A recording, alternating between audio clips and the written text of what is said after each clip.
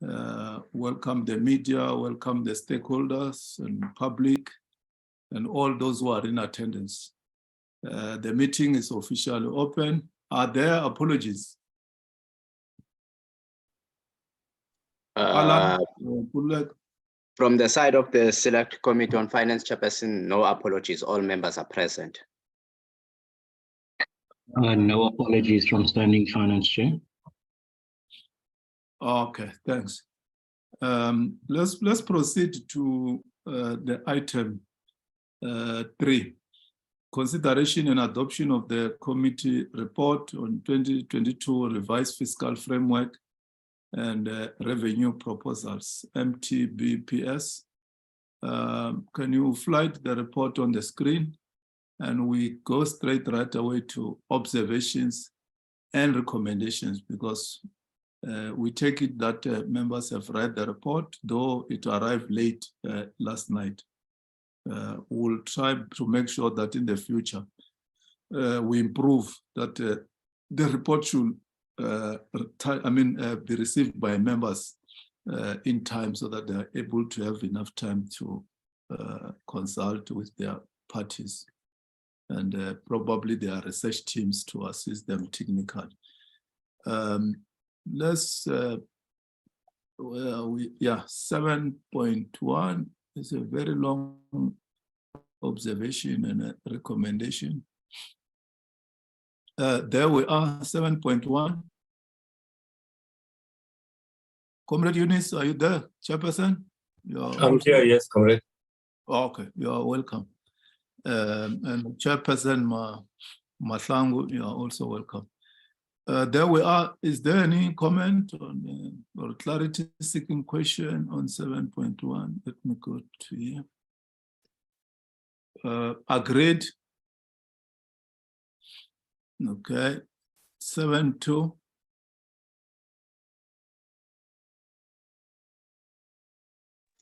On 7.2, Chair, sorry. On 7.2, maybe just the addition that the 8 million unemployed is just the 8 million unemployed and active. The total amount of unemployed in our country is 12 million. And I think it is only proper that also as a committee, we are able to show that, to be able to say that, yes, with the 8 million unemployed, really, what is the expanded definition? The expanded definition is 12 million. But also share when we come to 7.1, we did indicate that the National Treasury considers the fiscal framework arguments and not some of the arguments, because Chair, we do not want to seem as though we are picking some and leaving others. That is for 7.1, Chair. We would like to say that the fiscal framework must consider the arguments raised by stakeholders. And in the line after that, the sentence after that reads this: the committee understands the arguments by the stakeholders on austerity to be informed by fiscal consolidation path of government since February 2013. I don't think we need to say of the last few years. And down the line on 7.1 still, Chair, we also have the issue of providing growth to the economy, because that is very critical for all of us here, that we ensure that the economy grows, so that we do not necessarily do that to stabilize the fiscal framework, but that's a general argument that one wants to put forward, that we ensure growth, economic growth. But mine for 7.2, without delaying you, Chair, was on just including 12 million as the expanded definition. Thank you, Chairperson. I'm sorry for taking you back. No problem. There we are. 7.3.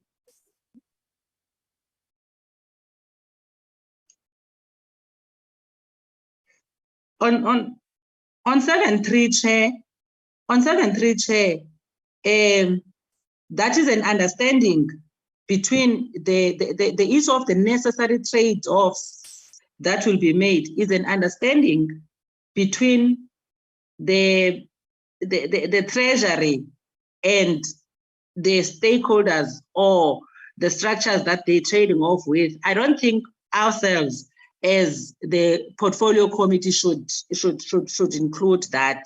I thought that that was not a necessary sentence to insert for us as the portfolio committee. Thank you, Chair. Thank you, Noxin. Chair, can I just raise a practical issue there? It's Eunice. Yes, Chairperson.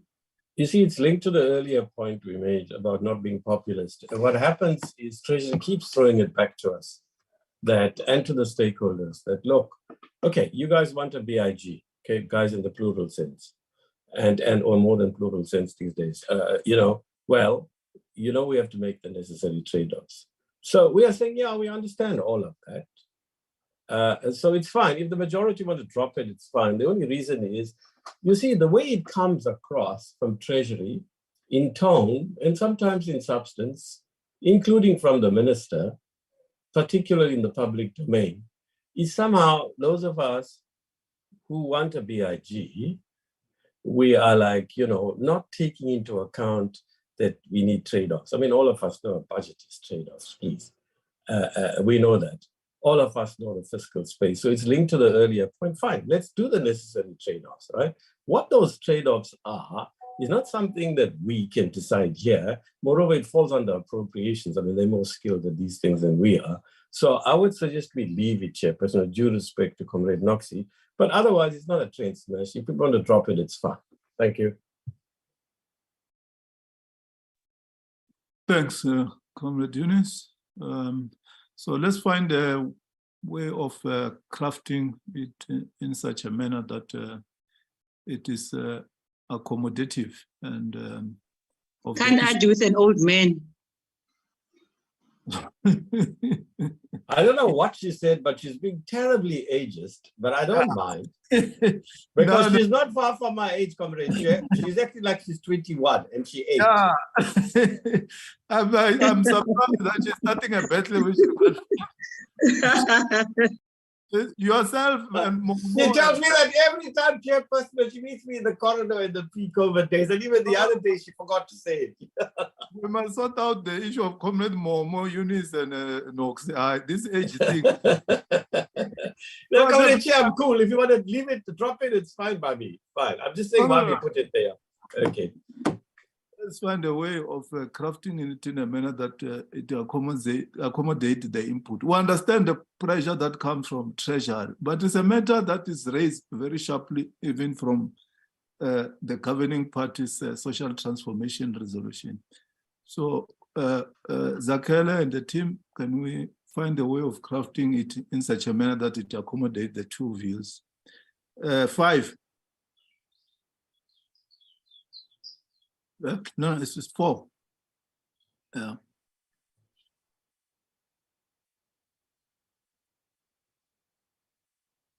Okay. 5, 7.5.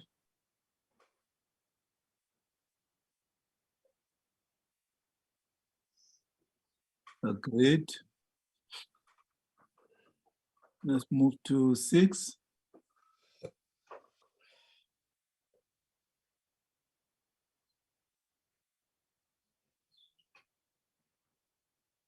Agreed. Let's move to 7.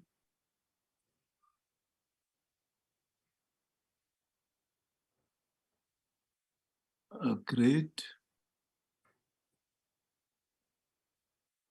Let's move to 8.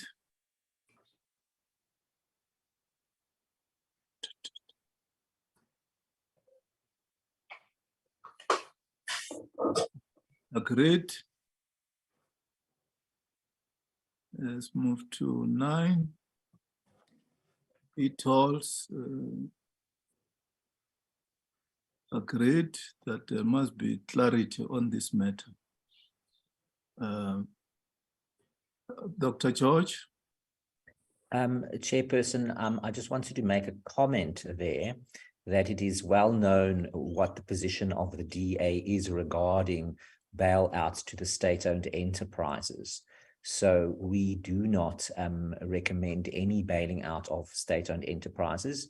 I do, however, know that the majority of the members' view is different on that, but I just wanted to point that out. Thank you, Chair. Okay, Dr. George, that should be recorded. Where are we? 7.10.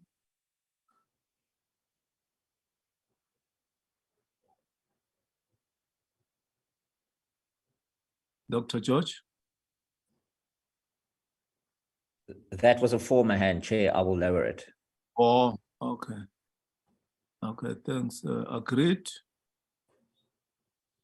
Can we, while we're still here, Comrade Eunice, this issue of ESCOM, it cuts across almost 3 committees. Sometimes it becomes difficult to have an inside knowledge of what's happening. It cuts across from us as finance, DPE, public enterprise portfolio, and minerals and energy portfolio.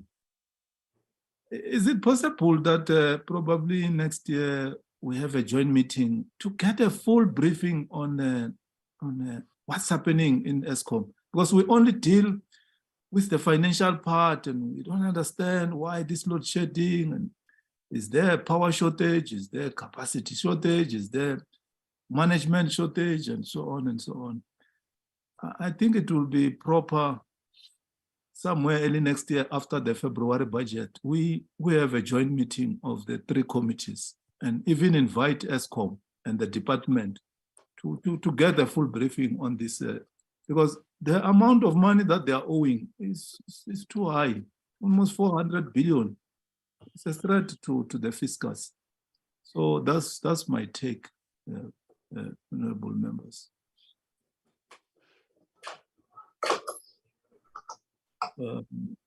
Let's move to 11. I support that, Chair. Okay. Hello, Noxie. No, I wanted to say, Chair, I support that. I support that we need to have a meeting of the minds so that we can be able to get to the bottom of what the real problem is at ESCOM, because otherwise we get surprised, like the general public gets surprised, and we believe what the general public is. And you are correct, Chair, the oversight of minerals and energy does not necessarily lie with us. So we need to come together with not just the members of the committee of those committees per se, but ensure that the executives are also present to give us light on these issues. Thank you, Chair. Thank you, Chair. Thanks, Noxie. Hello, Chair. Comrade Jand and Comrade Eunice. Comrade Jand, over to you. Yes, thank you very much, Chair. Good morning, and good morning to all the members. Chair, I think I also just to concur on the matter of having a meeting next year, so that as both the National Council of Provinces and the NA, the joint, I'm fully supporting that, Chairperson. Thank you very much. Thanks, Comrade Jandu. Chairperson, Comrade Yunis. Yeah, Commissioner, just a quick thing. I mean, I agree with it too. The only thing is, you know, we have to be very clear about what we're seeking to do in a 3-hour meeting, especially with so many committees there. As you know, on the NCOP side, these committees most committees comprise 3 different portfolios. In our case, Finance and Appropriations, because it's the same committee that does both, the chair just changes. We stuck with these 2 committees. So bringing the NCOP together is often very difficult, but I'm sure we can try, and we can then, you know, go ahead with whoever is available. But we need the content advisors to prepare like a briefing paper so that we can reach out to the other committees and say, look, this is the framework within which, or term, I don't know how to put the word, framework within which, you can't say terms of reference for the 3-hour sitting, because there'll be so many of us there, and it shouldn't be hanging in the air. We need some clear outcomes, what it is we're seeking to do. Obviously, we have to include appropriations on your side, the NA side, because this is both a fiscal matter in the finance family and an appropriations matter. Fiscal is affects our debt and borrowing and debt GDP ratios and all of that, but it's also about giving money away. And, you know, we've had, as you know, had appropriations bills in regard to the SOEs. So on your side, you'll have to ensure that the appropriations committee is there. On our side, it's the same committee, as you know. So I think you're right. We should do it before we should just say in the report, if there's agreement, as seems to be the case, then we should put it in the report that the committees will seek to ensure, or will actually do it, whatever, as long as we can get it done in the first quarter of next year, something like that in the report itself. And these are the 4 committees we can mention, and their ministers, and their DGs preferably. And we plan for it, you know, now, before we rise at the end of, first week of December, we should have some tentative dates and send it out, and then our secretaries must pursue it vigorously with their fellow secretaries. But the first thing is to get the buy-in from the chairs of the respective committees. So we'll do it on our side, NCOP side, if you can do it on the NA side. Okay. Thanks, Comrade Yunis. We'll talk to Comrade Tigred Matlangu, Comrade Sfiso. NAG is it Z? DPE is Makata. Yeah. And as Comrade Yunis has suggested, content advisors, researchers, can you start doing the work? And then we issue out the communique that February next year, after the minister will have tabled the budget, we should have a joint meeting. And we'll also write to the executive, who will come with their administrative component, as well as ESCOM itself. Because you remember, Reserve Bank, for instance, has reported that this thing is only stage 4. It's costing the economy 774 million rand. That's an estimation a day. So in 31 days, that's lots of billions. And in a year's time, that's too much. So let's prepare for such a meeting. Thanks, honorable members. Let's move to 711.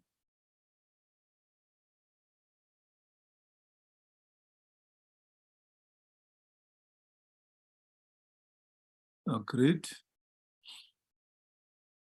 12.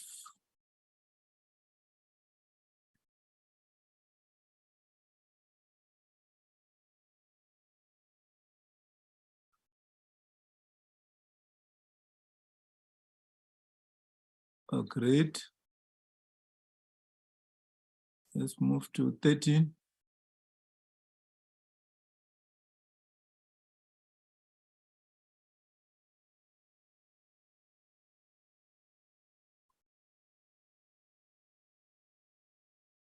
Agreed.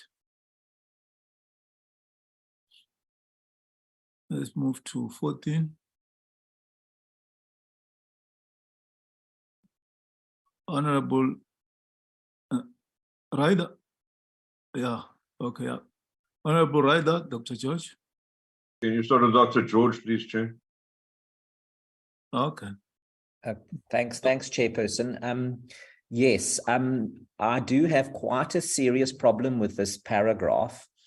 I was not present when the meat of this conversation was had in the committee regarding the Reserve Bank, but I think fundamentally important is that the Reserve Bank is independent and its focus is on monetary policy, and governments function, and we spend a lot of time in the committee on fiscal policy. So I don't believe that it is the duty or the function of our committee to be, I don't want to use the word interfering, but it might well, move in that direction with the Reserve Bank and its mandate. The Reserve Bank has a mandate, and I think they're clear on what it is, and they have to act on certain things within that mandate. And then government has fiscal policy, which then responds also to various things. So, I mean, we have had a brief discussion on this in the committee, but, government's fiscal response may very well not be the right one under the circumstances.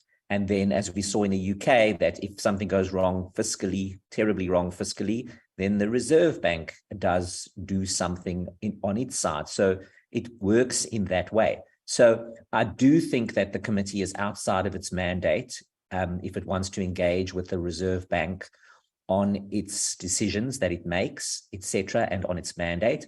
I do not believe that this belongs in the realm of the committee, and it is not a fiscal policy matter. So that's what I wanted to mention on this particular paragraph, Chair. Thank you.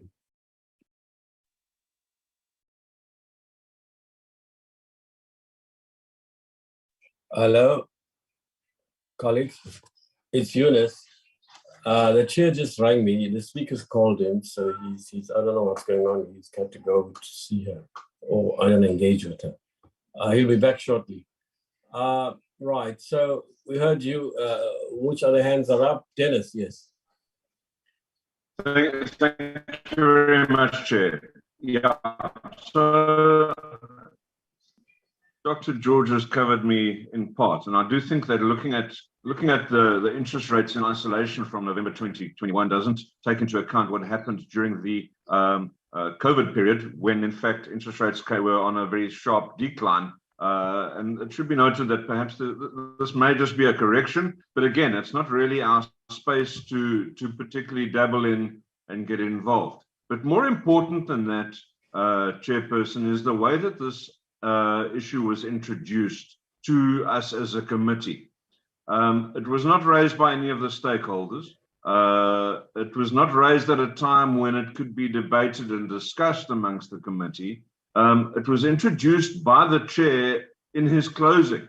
And there was an opportunity for us to discuss it and to get into the meat of the thing. So realistically, Chair, I think to put this forward as the view of the committee is disingenuous, because really it wasn't what was discussed during the course of our deliberations. It was a new idea that was thrown in right at the end. And I think in terms of process alone, this should be left out of the report. Notwithstanding the fact that I agree wholeheartedly with Dr. George that, this is now getting into monetary policy instead of fiscal policy, and really is an overreach of our committee's responsibilities. Perhaps a discussion can be held in this regard, and perhaps we can get other people to give us some inputs. And I note that there's been substantial writing about this in the newspapers, in the various newspapers, with different opinions going forward. But I really don't believe that we should in any way see ourselves as calling the South African Reserve Bank to account in front of this committee. Noxie? Chair, thank you. Sorry. Chair, yes, I think the members are correct to say that we are in no way capacitated to interfere with the mandate of the Reserve Bank. But the fiscal and monetary policies have to be reinforcing. It does not necessarily mean that we cannot have a discussion with the Reserve Bank. I think Honorable Ryder is correct, because the point of the chairperson was to say that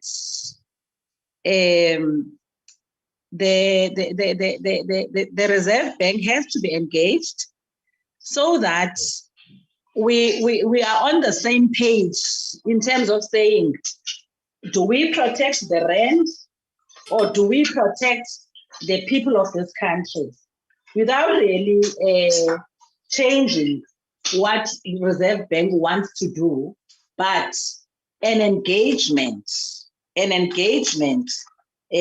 because of fiscal and monetary policy. So that is why this recommendation is here, Chair. Thank you. Are there any other hands up? Can we defer this until the co-chair is back, so that he can explain further? But from what I read here, I can't see what is here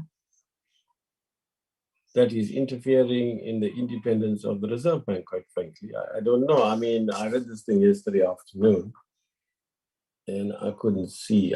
This was drafted, it's the way it is, having received it from the drafting team. Now I'm looking at it now again. It notes that the FFC said that if fiscal policy is credible and sustainable, that would remove pressure from the monetary policy or on the SARB to hike interest rates. So this is about fiscal policy. Yeah, but all it's saying is the committee will also engage with SARB in order to understand if there are no other favorable policy alternatives that could be within, it says within the constitutional and legislative mandate of SARB, which do not involve the aggressive hiking of the repo rate. So it's very clear within, it's not asking for a change. But clearly also the majority party has a position from its previous conference, and there's a conference next month, as the whole world knows. So this issue will come up again. Now, I honestly can't see, I understand what the DA's view is. It's a view shared by some within the ANC and others disagree and all that. That's not for us to get involved in right now. Nor is it for us as the ANC to push a particular position that hasn't been properly debated. But as I know it, the issue keeps coming up every now and then in SCOF. It came up, I think we had the Reserve Bank about 3 times or so, or more, last 5-year term. And this issue did come up, as far as I know. And the Reserve Bank governor is always saying, I want to engage. Yeah, let's talk. So I don't see this as intruding on the Constitution. In fact, it says the opposite, within the constitutional legislature.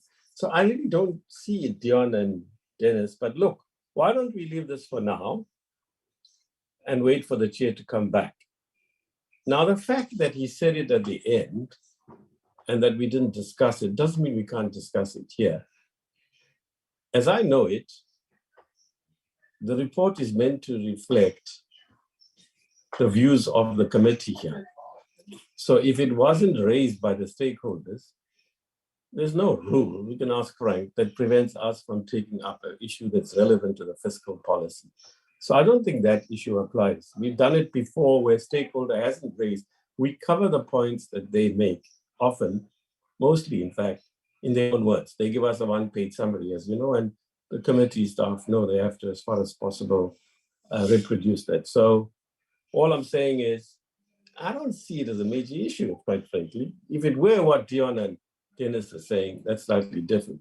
It's not as if because the chair raised it at the last minute, we are like out of order here. Nothing stops us as far as I can see it. Frank, are you here? Is there anything in the rules that prevents us from, if we so choose, to do what we plan to do?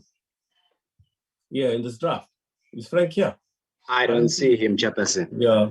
No, what we've asked him before, and as far as I remember, there's nothing really, colleagues, believe me. But as for whether you want to have this or not, the majority decides. I think we should wait till the chair comes back and ask him. We can just summarize for him. I've got Dr. okay. Shopeche, he wants to contribute. Yeah, okay, Zakele, come in, please. Yes, Chair. On the 27th of October, the issue of the tightening of monetary policy was also raised by National Treasury in its presentation to the committees. It was on page 4 of that slide. It said that the pace and scale of monetary policy tightening could negatively affect economic output. That comes from the presentation of the National Treasury when it was discussing the risk to the outlook, to the economic outlook that remained elevated. So it's not an issue that just came from the chair. It also came from the presentation of the National Treasury. All right, yeah, and I'm just saying that there's no rule that prevents it. I see there's something on the chat group. Yeah, above is a graph of the repo rate over time. That's fine. It doesn't detract from the value or otherwise of what 714 is. Look, let's wait till the co-chair comes back. I could quickly give a summary. If we're not happy with the summary, you can speak for yourself and we'll decide on that. But for now, to me, it doesn't seem like a big issue, but okay. 715, any comments? I mean, that's straightforward. And 716?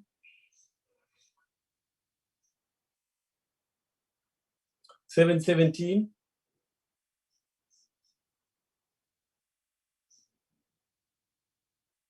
That is very striking, eh? 717. 718? We've covered this already. 719?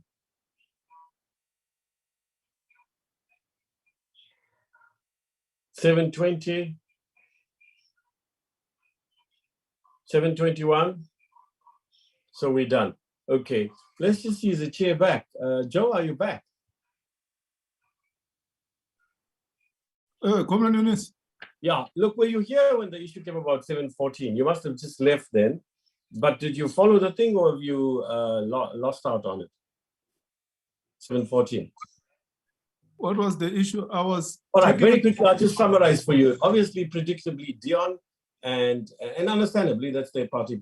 Dion and Dennis said basically that this firstly goes against, let's say, the framework of looking at a fiscal policy. We're now interfering in monetary policy, and that's protected in the Constitution. We're like almost treading, to use my words, in like interfering in that, right? And secondly, well, if we want to discuss this thing, there should be a proper, fully blown discussion. As far as one of them recalled it, it was said in passing by the chair, yourself, and it was like a summary at the end. There was no like discussion following it and so on. Then the ANC member came in and said, well, Noxie said they can speak for themselves. I got it wrong. Well, you know, basically that she can't see anything wrong, essentially. I don't quite remember everything she said, but no one is interfering with, essentially, that's what she said. Then I pointed out, well, one, that the fact that you raised it at the end doesn't mean that we can't put it in the report. I asked for Frank's guidance because we've done that before, Comrade Joe. In the last term as well, it doesn't matter whether a stakeholder raised an issue or not. They covered in the earlier part of the report. When we do observations and recommendations, those belong to us, which is why the two chairs process it before it gets to the committee members. And basically, nothing stops us from doing it. And I just feel that based on my experience in the last 5 years, and we've done it on a few occasions, there's nothing wrong. There's nothing new here. Because in some or other form, you engaged with the Reserve Bank on your side. We did 3 or 4 times in the last 5-year term. This issue comes up all the time. The ANC has a policy position on it. We're not thrusting it down on anybody. But the truth is, there's nothing here that interferes. In fact, the wording is very careful.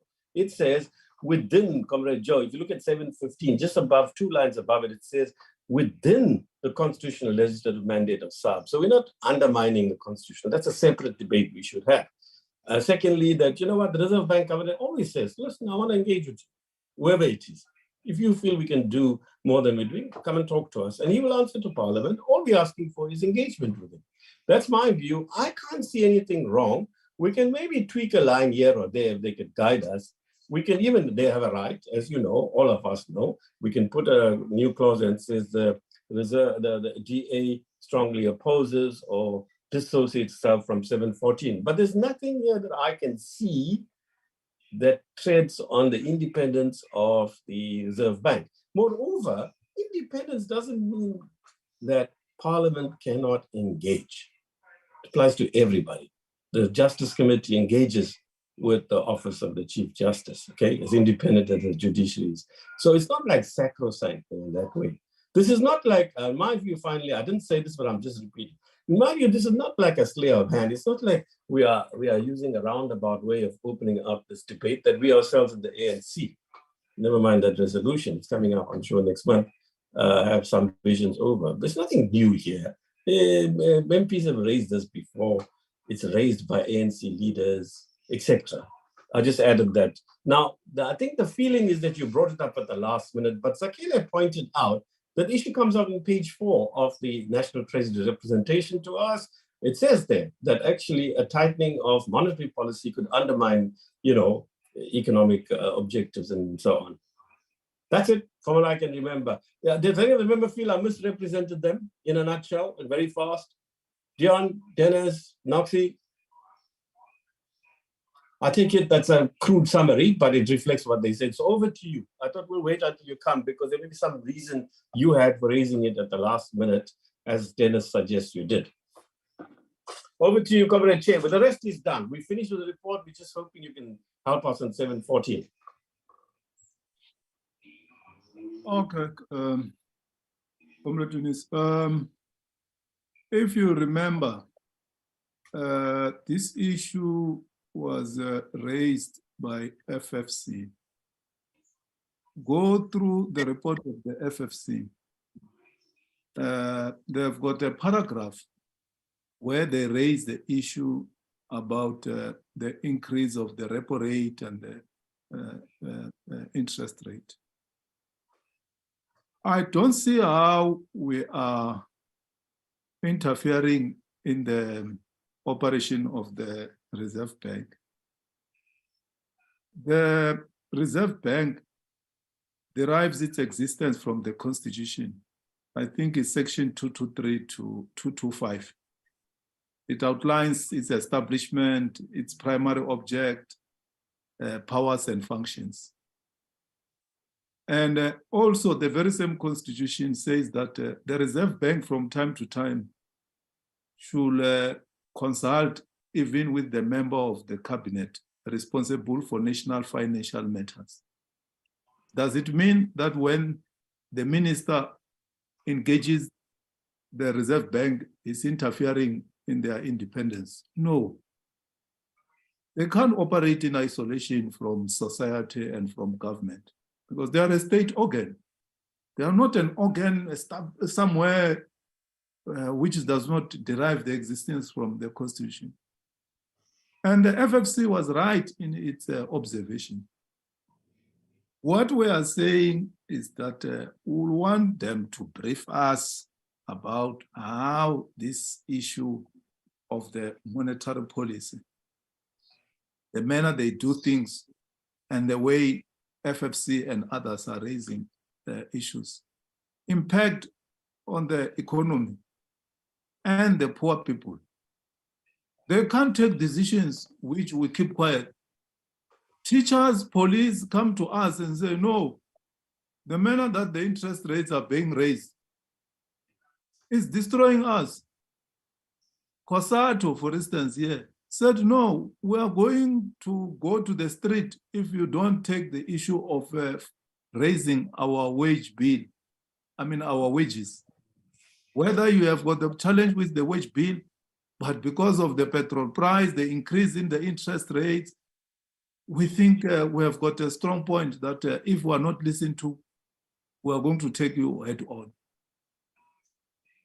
The independence of the Reserve Bank is when they take the decision in the Monetary Policy Committee. We don't sit in the Monetary Policy Committee.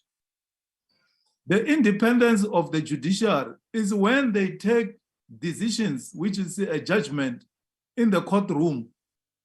No member of parliament gets into the courtroom and be part of the judgment. But the judiciary account to this parliament. IEC, which is independent, accounts to this parliament. The public protector accounts to this parliament. And as far as I know, from time to time, the Reserve Bank comes here to this parliament and accounts. So what is wrong if when they come, we engage them on this issue? Because their independence does not mean that they don't account to anybody. It only means when they take the decisions as the Monetary Policy Committee, which we don't sit. Last week, or a week before last, the governor, Lisicha Khanyago, was addressing the students at VETS. He went at length, more than what he addresses, more than how he deals with issues when he's here in the committee. They asked him the rationale, why is the Reserve Bank ever increasing the interest rate? Google here, you will find his speech. He explained how they take decisions to arrive at increasing repo rates, and then the banks increase the interest rate. There was nothing that he did not address. Look at the speech, look at the debate that the governor had with the students at VETS. So it's not like the Reserve Bank is something which is untouchable. No. Let's not create that kind of an attitude, honorable members. No, the Reserve Bank, when it comes here, like it did last week with the governor at VETS, should give us the same explanation. How do they arrive at this decision? So that when we go and meet our stakeholders, I mean our constituencies, we are able to explain, better informed, how certain decisions are arrived at. So that's how we understand this thing. And as I've said, I've read the Constitution on what the central bank is all about in section 223 to 2225, and I've got the correct interpretation how the Reserve Bank is supposed to operate and where is it accounting. And they account here to Parliament, and they should do that as much as they also account to the public when they go out and address various stakeholders. So that is the background where I raised this matter. I was not raising a new issue. It was raised by FFC, if you look at the report of FFC. Thanks, Honorable Chair. I thought you finishing off the meeting, we've done. Okay, so basically the issue, Chairperson, as I see it, is that as it's crafted, it's fine. Unless others apart from Dion and Dennis have anything to say, Chairperson, I think in fairness, and the rules allow this, we should allow them to have a paragraph at the end to say that the DA disagrees with 714.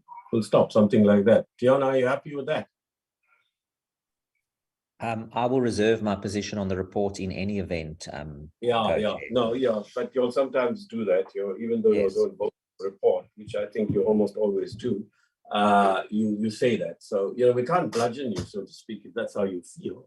It's your right to disagree. It's a parliamentary democracy, a multi-party one. So there it is. But I really think, Dion, sometimes you guys have a good point in seeing something there that you, as a party, will totally disagree with. You can have reservations about this thing and help to tweak it, but I honestly don't think there's anything there, really. I'm not like taking a line. I really can't see what's there. I read it yesterday, and it did strike me as odd, and when I read it again now, I think it's very clear. And we have done that. Dion, I mean, you served in the committee in the last 5 years. You must have been there when the Reserve Bank governor came, and this issue invariably comes up. But there you are, we're done now. Chair, can I hand back to you? It's a matter of now calling the NA committee to vote. And Chair, you can send your members. Chair, if you can kindly, Chair. Yes, Naxia. Okay, if you can indulge me, Chair, I plead with you. I got distracted while we were having that hot discussion on. Oh, you want to make a further amendment? Yeah. Okay. Good. Yeah. Yes. Can you hear me, Chair? Yeah, I can. I'm just trying to hand over to the other chair, but while he's pulling himself together, very quickly, what's your amendment? Yeah, you want to make further amendments? Yeah. Yes, please. It's my amendment is on 7.16, Chair. Yeah, go ahead, please. Okay, thank you. At 7.16, Chairperson talks to the issue of gender and as well as corruption. So, sorry, I just wanted us because it captures it quite well at the beginning, but for me, I know that I'm also part of the tautology that is there, that follows there in terms of what the committee will do if the department does not come to the show in terms of what the committee recommends. But I think it's really kind of statements that are repetitive. It could be captured well if we just say that the committee notes the concern of certain stakeholders on the need for an engendered approach to budgeting, that the 2020 MTPPS does not appear to explicitly reflect, because that was the bone of contention, Chair. Sorry, that the stakeholders were complaining that the budget is not explicit on issues of gender-based violence, but it does not necessarily mean that there is no budgeting on gender-based violence in different departments.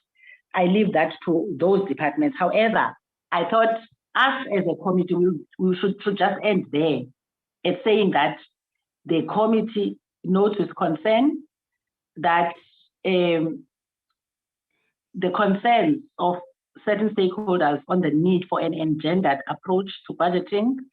The 2022 MTPPS does not appear to explicitly reflect on this. Thank you, Chair, and we end there. The other areas that talk to what we will do if they don't, and so on, we leave it. Thank you, Chair. All right, no, that's quite clear. You will send all your amendments, please, to Zakele and his team so they can insert it, right? But don't you want to add another line? We're leaving it hanging there, aren't we, as a committee? We can add then, say that we urge or we recommend that National Treasury in future reflects gender budgeting across the MTBPS and the budget. Now, the fault is partly ours, Comrade Noxie. I think I did raise this. When we had that committee, they really worked very hard, and gender budgeting became like almost a mantra, Comrade Co-Chair. Every meeting we used to mention it because we are so terrified that if we don't, we'll be accused. And perhaps okay, I think yeah, you're right, Chair. You're right, Chair. We need to say that to them because if we say they don't explicitly reflect, then they could come up next day and still not reflect. But yeah, no, we're recommending that it does.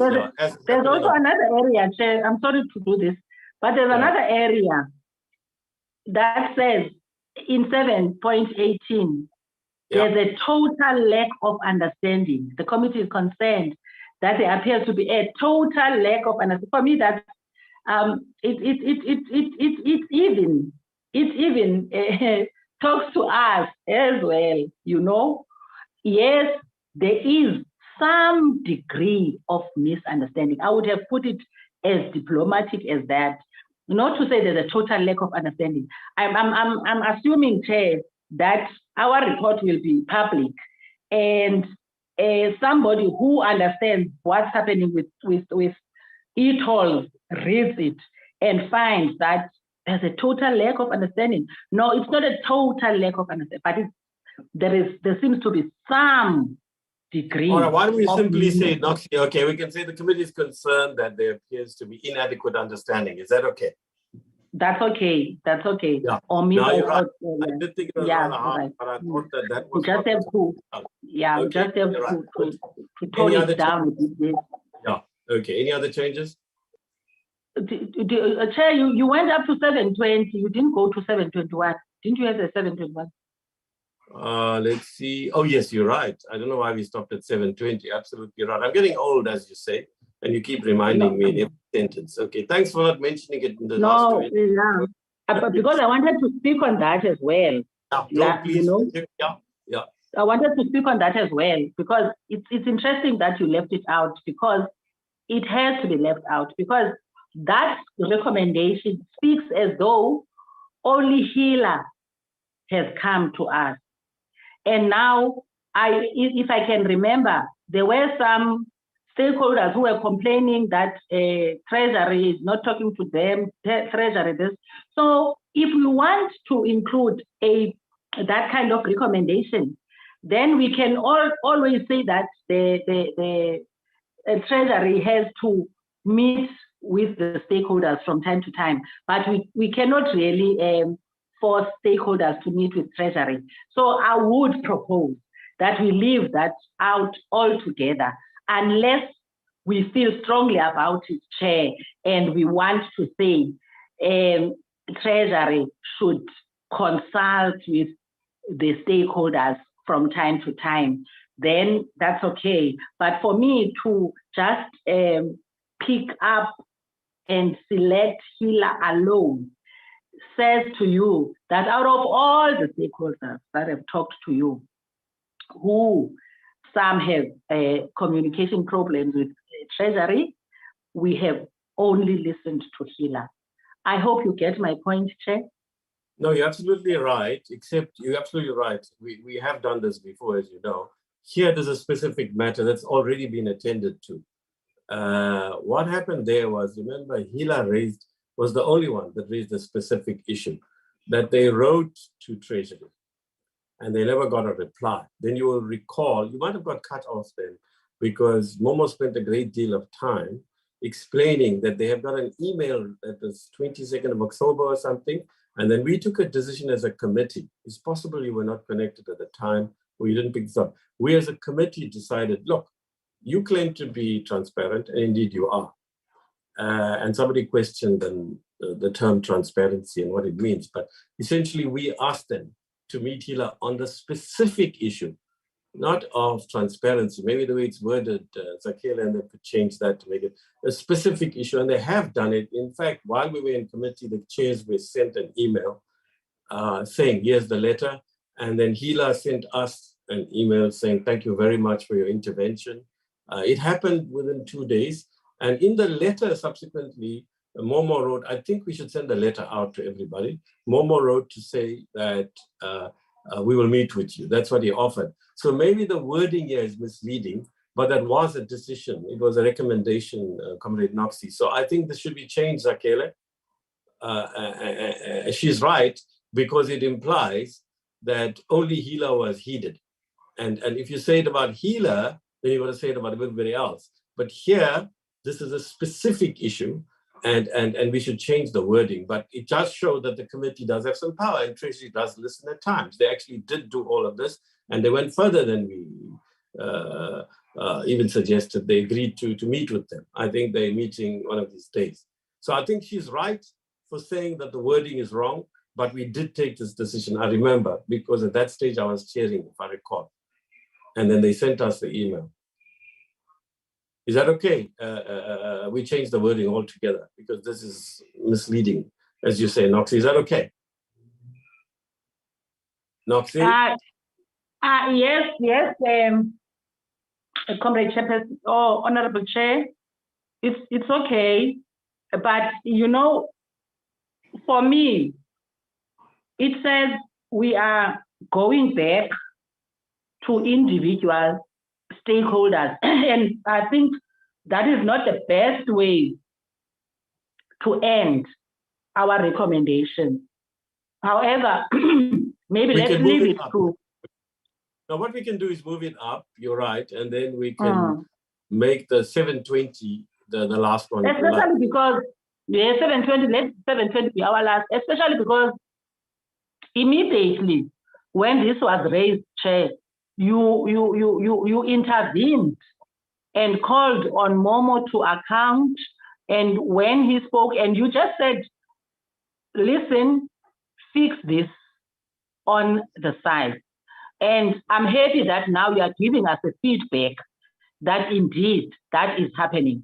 For us as the committee, that should make us happy and happy enough to really not talk about it at this point. We have all right, that's the majority view, fine. Okay, that's the majority view. I don't agree personally, but it's fine. If it's a majority view, let's do it.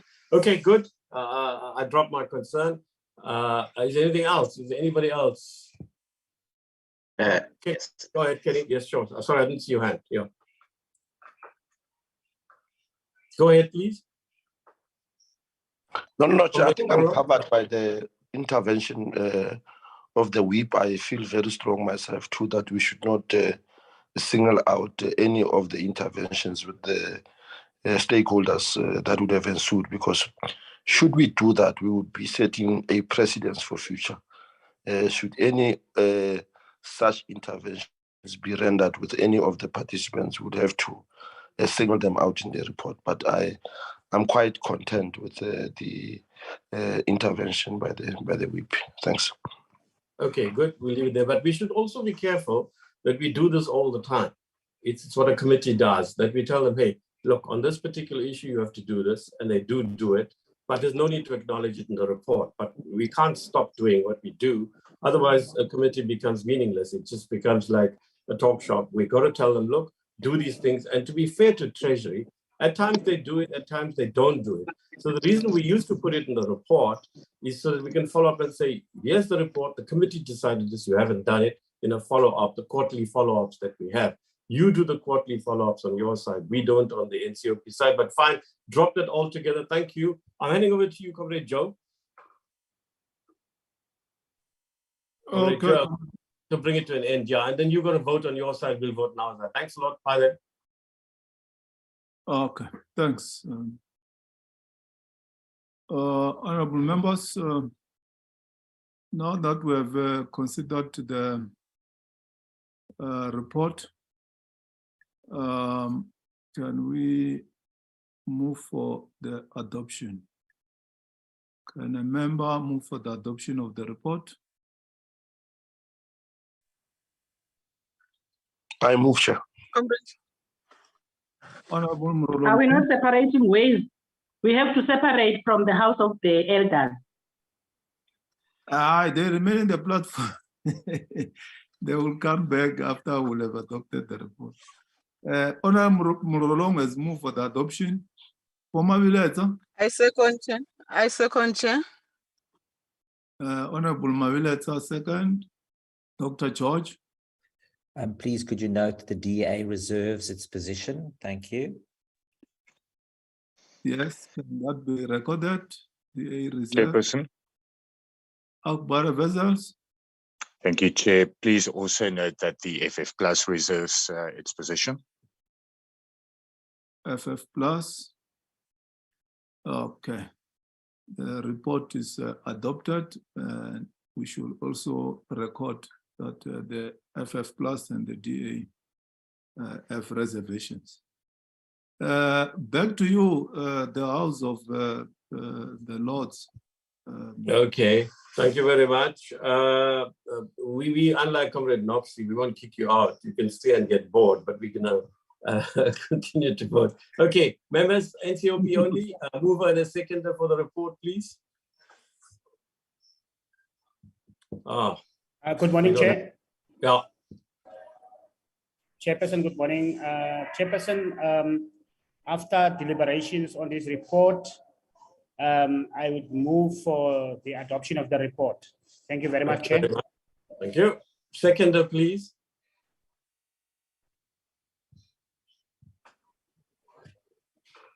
Thank you, Chairperson. Chairperson. Okay, go ahead. Yeah, okay, thank you very much, Mamara Khan. Comrade Mamara Khan, seconds. Right. Now, does any other party want to say anything? Mr. Ryder and Mr. Muletsana and Mr. Titoiche have their hands up. Surprise, surprise. Okay, Dennis. Simon. Yeah, Chair, not wanting to surprise you, but the Democratic Alliance reserves its position on the report. Thank you. Thank you. Right. Simon. Thank you, Chairperson. EFF reserve its position. Okay, thank you. Fani. Thank you, Honorable Chair. The Freedom Front Plus reserve its position. Thank you, Fani. Good, good. We shall meet on Thursday in the Appropriations Committee at 5 o'clock. Am I right, Tikaledi? I think she's here. That's correct, Chairperson. Good. Thank you. Thank you. Thank you. Keep well. Thanks to everybody. Bye then. Thank you, Chair.